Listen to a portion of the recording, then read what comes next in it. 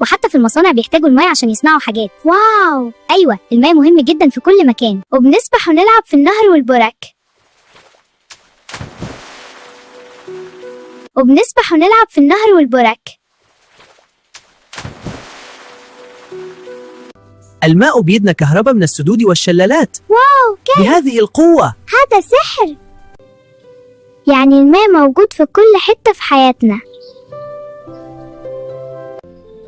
بس للأسف في ناس بيضيعوا الماء ويرموه.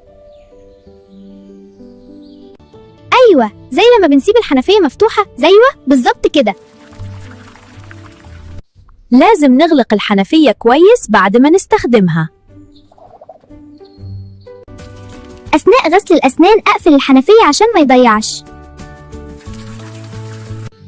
ونصلح أي تسرب في الحنفيات فوراً.